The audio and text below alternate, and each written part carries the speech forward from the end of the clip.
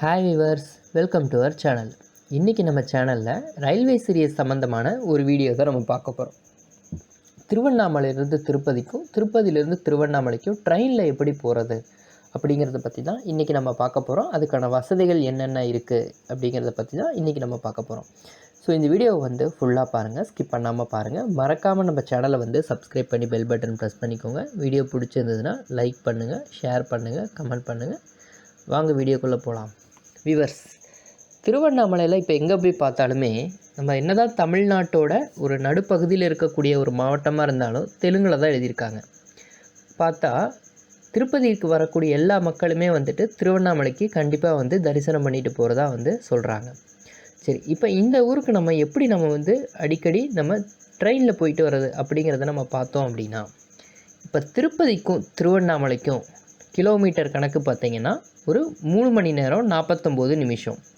இதில் வந்து ரூட்டு அப்படின்னு பார்த்தா இவங்க வந்து அதாவது இதில் காட்டியிருக்கிற ரூட் எல்லாமே வந்துட்டு ஒரு சிட்டிக்குள்ளே வரல.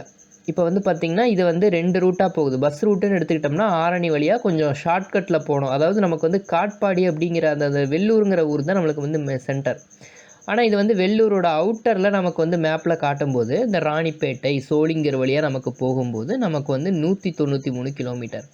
இதே நமக்கு வந்து வேலூர் வழியாக சுற்றி நம்ம பஸ்ஸிலலாம் போனோம் அப்படின்னா நமக்கு நார்மலாக போனாலே 4 மணி நேரம் 45 நிமிஷம். இதே நம்ம பஸ்ஸில் வந்து கொஞ்சம் நம்ம மெயின் ரூட் வழியாக போனோம் அப்படின்னா குறைஞ்சது ஒரு 5.5 மணி நேரம் அந்த மாதிரி டைமிங் ஆகும்.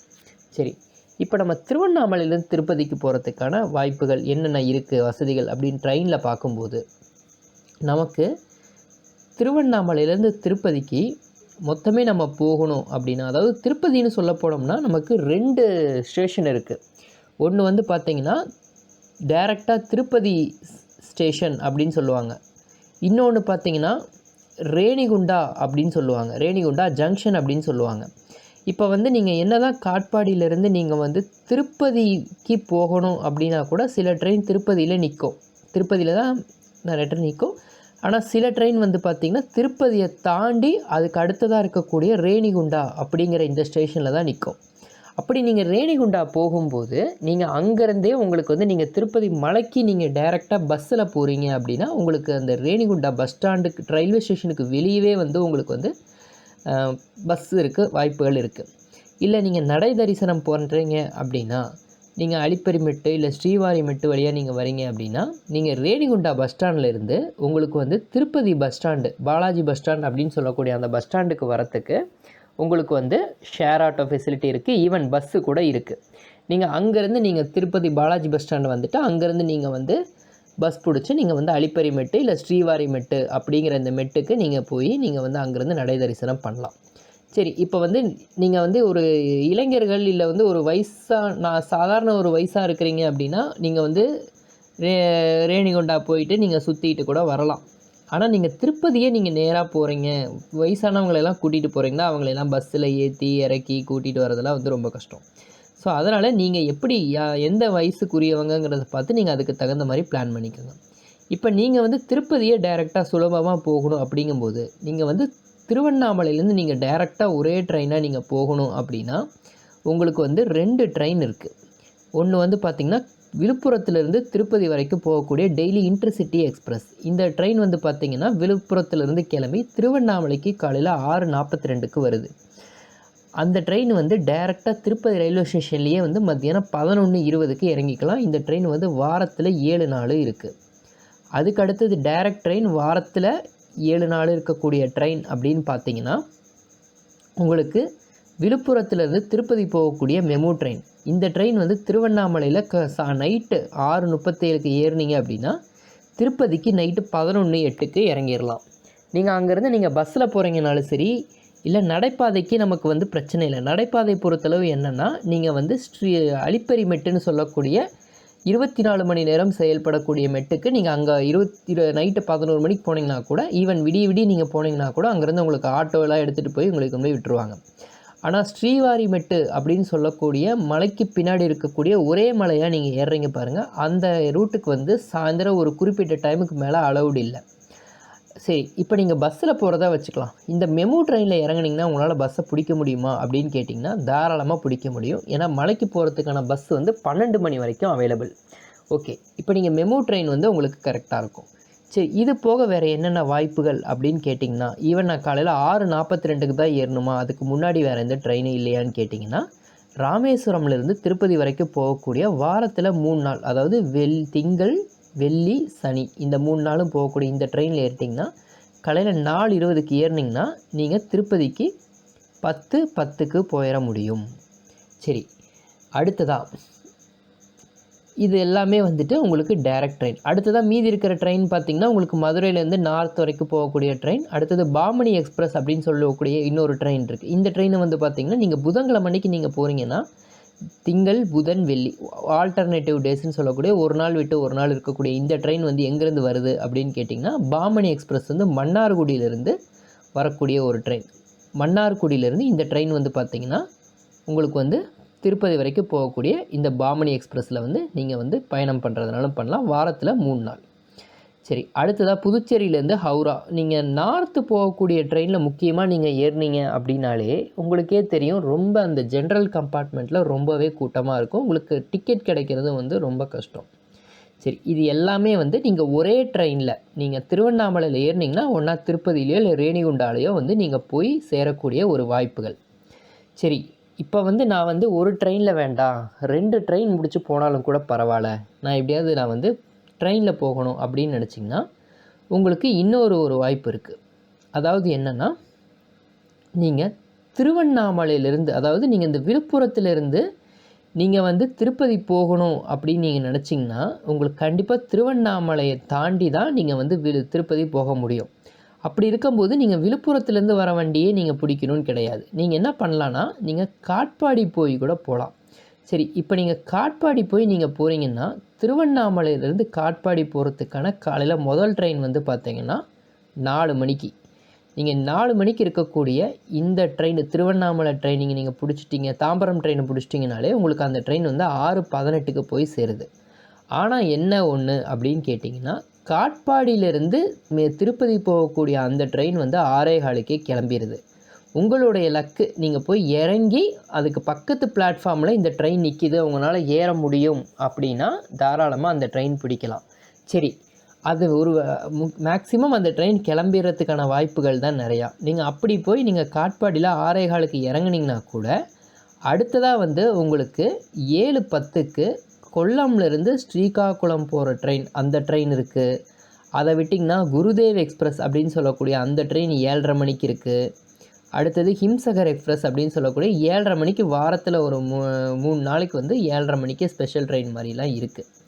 சரி, அப்படியே நீங்கள் வந்து ட்ரெயினை பிடிக்க முடியல அப்படின்னாலும் கூட நீங்கள் திருவண்ணாமலையிலேருந்து காட்பாடி வந்து பார்த்திங்கன்னா உங்களுக்கு வந்து கிட்டத்தட்ட ஒரு 86 கிலோமீட்டர். நீங்கள் காட்பாடியிலேருந்து, அதாவது வெள்ளூர் காட்பாடி கிட்டத்தட்ட ஒன்று தான். வெள்ளூர்லேருந்து காட்பாடி ரயில்வே ஸ்டேஷனுங்கிறது காட்பாடி, வெள்ளூருங்கிறது பஸ் ஸ்டாண்டு.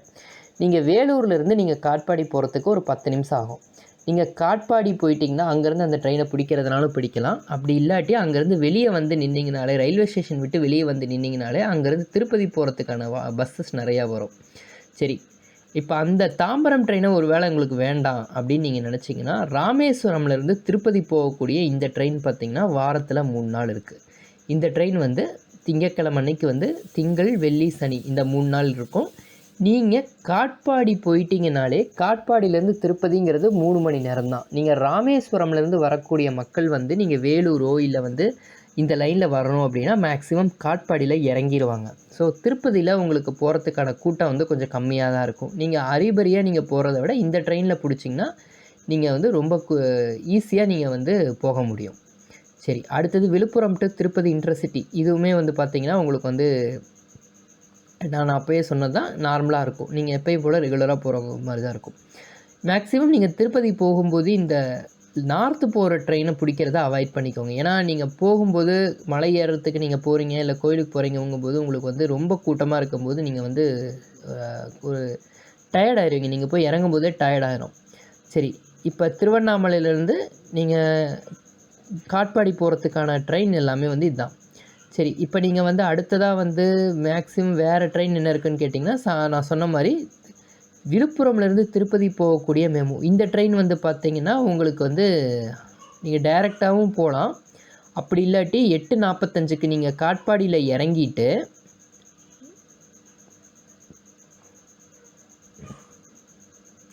நீங்கள் ஏதாவது சாப்பிடணும் அப்படின்னா கூட வேறு ஏதாவது வாய்ப்புகள் இருக்கா அப்படின்னு பார்த்தீங்கன்னா 9:15 ட்ரெயினை பிடிச்சிங்கன்னா 8:48, அதாவது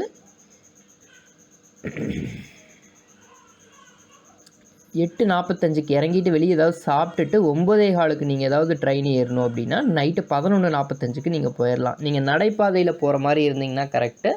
நீங்கள் பஸ்ஸுக்கு போகிற மாதிரி இருந்தீங்கன்னா இந்த பஸ்ஸில் வந்துட்டு நீங்கள் ட்ரெயினுக்கு ஒரு 1/4 மணி நேரத்தில் உங்களால் ட்ரெயினை பிடிக்க முடியும்னா ஓகே.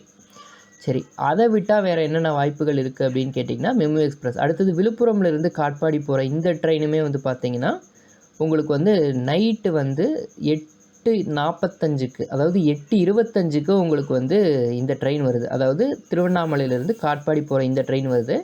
இப்போ நான் இதுக்கு முன்னாடி காமிச்சதில் பார்த்தீங்கன்னா 8க்கு, அதாவது 6:30 மணிக்கு மேலே ட்ரெயின் இல்லை அப்படிங்கிற மாதிரி இருந்தது இல்லைங்களா. நீங்கள் 6:30 மணிக்கு மேலே போகிறீங்கன்னா உங்களுக்கு இந்த இது வந்து பெஸ்ட்டாக இருக்கும். நீங்கள் 8:25க்கு நீங்கள் திருவண்ணாமலையில் போகிற காட்பாடி மெமு பிடிச்சிங்கன்னா நைட்டு 11 மணிக்கு நீங்கள் போய் காட்பாடியில் இறங்கிடலாம். நீங்கள் காட்பாடியில் இறங்கிட்டு நீங்கள் ஒரு 3 மணி நேரம், அதாவது பஸ்ஸில் வந்து உங்களுக்கு ஒரு 11 மணிக்கு நீங்கள் 11:30 மணிக்கு நீங்கள் ஏறுறீங்கன்னா கூட, திருப்பதி பஸ் ஏறுறீங்கன்னா கூட உங்களுக்கு ஒரு 3 மணி நேரம் சாலிடாக ஆகும்.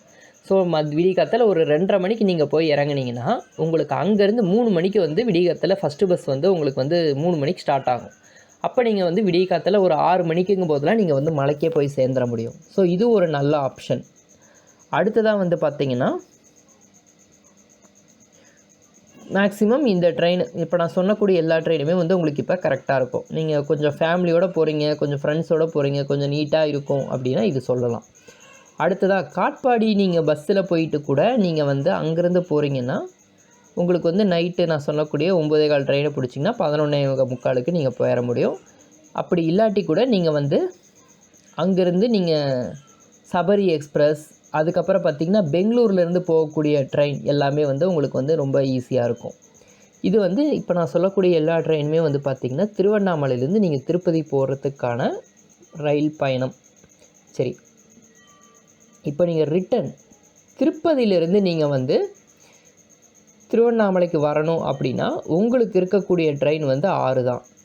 ஏதோ ஒரு கணக்கு கொஞ்சம் குறையிற மாதிரி இருக்கும். அதாவது என்னென்னா, இங்கேருந்து நீங்கள் போகும்போது திருவண்ணாமலையிலேருந்து திருப்பதி போகும்போது 7 ட்ரெயின் கணக்கு இருந்தது. அதாவது இந்த விழுப்புரம் டு திருப்பதி மெமு அப்படிங்கிற இந்த ட்ரெயின் வந்து நீங்கள் ரிட்டன் வரும்போது உங்களுக்கு வந்து இருக்காது. அது வந்து என்னென்னா இன்டர்சிட்டி எக்ஸ்பிரஸாக தான் இருக்கும். அதே இன்டர்சிட்டி எக்ஸ்பிரஸ் இங்கே இருக்கும். ஆனால் இந்த ரிட்டன் வரும்போது வந்து உங்களுக்கு அந்த Villupuram Tirupati to Villupuram MEMU train வந்து இருக்காது.